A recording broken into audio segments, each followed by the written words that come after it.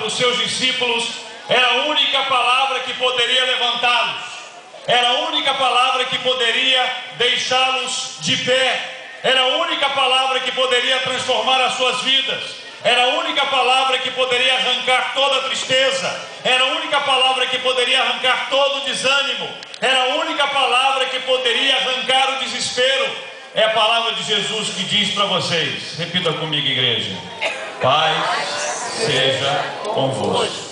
Uma hora Jesus estava conversando com seus discípulos, ele estava anunciando para eles a sua despedida. Jesus estava falando da sua própria morte. Jesus estava contando para os seus discípulos que ele estava pronto e prestes a morrer. Os discípulos, como qualquer um de nós pode imaginar, chorosos diante daquele instante, quando estava sumindo a esperança, quando estava sumindo a alegria, quando estava sumindo a possibilidade de uma vida melhor adiante, quando os sonhos e os projetos e o futuro estavam sendo colocados de lado. Jesus trouxe uma palavra para os seus discípulos, está em João capítulo 14. Se você puder abrir a sua Bíblia, abra comigo João 14, versos 1, 2 e 3. Se você não puder, escute comigo a palavra de Deus que diz assim: não se turbe o vosso coração, credes em Deus, crede também em mim.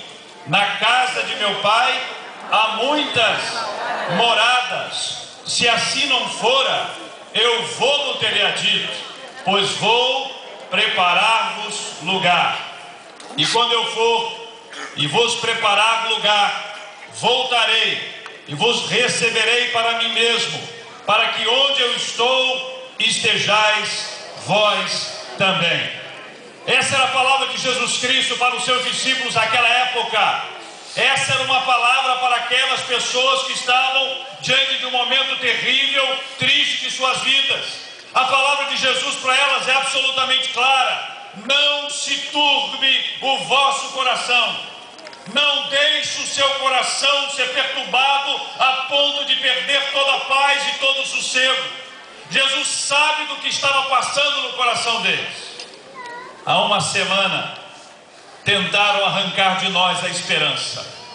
Há uma semana tentaram arrancar de nós o bem mais precioso que nós podemos ter. Há uma semana tentaram empurrar-nos para o abismo e jogar sobre a nossa vida, sobre a nossa casa, o desespero. Há uma semana tentaram fazer isso conosco, mas pela graça de Deus, o Senhor Jesus está aqui para ministrar ao nosso coração a paz de Deus que excede a todo entendimento. Essa é uma paz que não tem igual. Essa é uma paz diferente. Essa é uma paz que mesmo na hora em que nós levantamos os nossos questionamentos, e na rádio nós questionamos muito, como as mesmas questões foram levantadas por cada um de nós também. Quando as nossas perguntas foram feitas, quando nós procuramos encontrar a razão, quando nós procuramos tentar encontrar uma explicação para tanta maldade, quando nós tentamos juntar as coisas para ver se nós poderíamos racionalizá-las, mas diante de nossa impossibilidade de racionalizar, nós nos deparamos com a graça de Deus que é capaz de, num momento como esse, alcançar o nosso coração e encher-nos do consolo da paz de Deus que excede a todo entendimento. Aleluia! Meus irmãos e minhas irmãs, nós não fomos criados para a morte. Eu quero dizer isso a vocês: nós não fomos criados para a morte.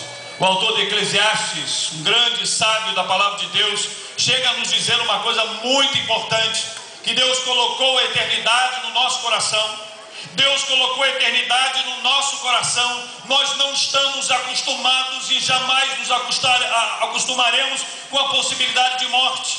Nós não gostamos desse assunto. Essa não é uma palavra que nós queremos repetir na nossa vida, mas a Bíblia diz que o Senhor que colocou dentro do nosso coração um desejo da eternidade para que nós pudéssemos viver. Por isso eu posso afirmar a vocês: não era para ser assim.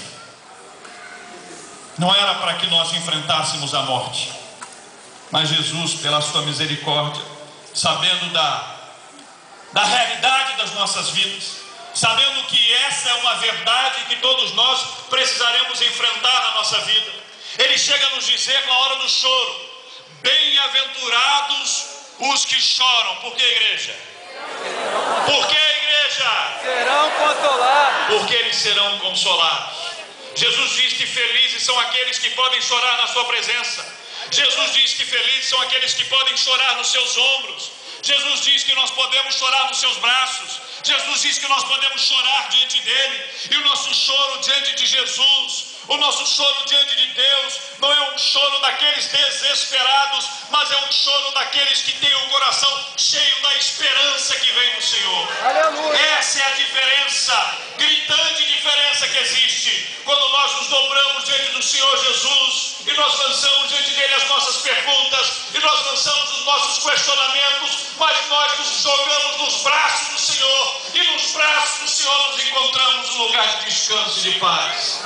É como se Jesus pudesse nos afagar e dizer assim: meu filho, pode chorar, minha filha, pode chorar, que eu estou aqui e eu vou te consolar, diz a palavra do nosso Deus. Bem-aventurados que choram, porque eles serão consolados. Para os que choram, Jesus oferece consolo. Para os que sofrem, Jesus oferece consolo.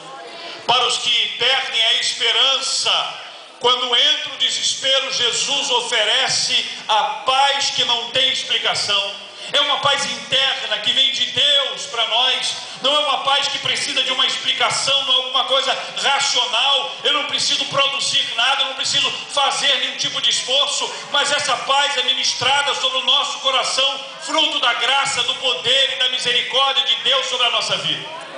Por isso Jesus diz assim: não se turbe o vosso coração, credes em Deus, credes também em mim. Coração sem sossego, o coração agitado, o coração cansado, o coração apavorado, o coração sem esperança, encontra descanso na fé em Deus. É por isso que nós afirmamos fé em Deus. É por isso que nós repetimos confia em Deus. É por isso que nós vamos afirmar: entrega o teu caminho ao Senhor, confia nele. O mais ele fará. Quando nós depositamos a nossa vida diante do Senhor, e Jesus repete isso, Jesus disse: olha, confia em mim. É o que Jesus nos diz. Porque quando nós tentamos basear a nossa reação em nós mesmos, quando nós buscamos força interior, quando nós buscamos forças do nosso próximo, nós podemos encontrar alento, encontramos carinho, encontramos abraço, mas o consolo verdadeiro, poderoso, vem de Deus sobre a nossa vida, sobre o nosso coração, à medida que nós confiamos em Deus. Jesus diz isso de maneira tão clara: não se turbe o vosso coração, credes em Deus, credes também em mim. Jesus nos desafia a caminhar ao lado dele, e na caminhada com ele, caminhando, nós vamos encontrando nele a possibilidade de nos relacionarmos. E aí você que começa a ouvir a voz do Senhor em tantas manifestações como nós estamos tendo aqui, de repente percebe que pode sentir Deus mais perto de você, dentro do seu coração. Percebe que pode sentir a presença gloriosa de Deus à medida que você anda e caminha e vai buscando ao Senhor e vai se alimentando da palavra de Deus. A Bíblia conta a história de um homem chamado Enoque. Não se fala muito sobre ele, mas a Bíblia diz que ele andou com Deus e Deus o tomou para si. A Bíblia diz que ele estava caminhando com o Senhor, fruto de um relacionamento, de uma caminhada. O relacionamento de Deus e Enoque nos ensina que nós podemos contar para Deus todas as coisas, que nós podemos compartilhar com o Senhor sobre todas as coisas, que Deus conhece a nossa história, que Deus conhece o nosso coração, que Deus conhece o nosso passado e o futuro que nós mais tememos. Deus conhece e a Ele pertence.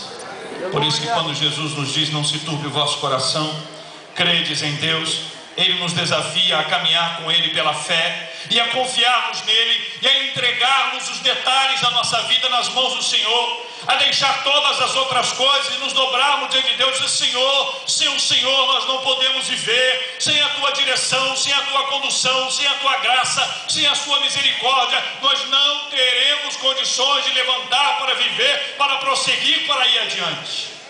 Por isso ele diz: não se turbe o vosso coração, credes em Deus, crede também em mim. Jesus continua dizendo assim: na casa de meu Pai há muitas moradas. Se assim não for, eu vou-lo teria dito. Por quê, irmãos? Jesus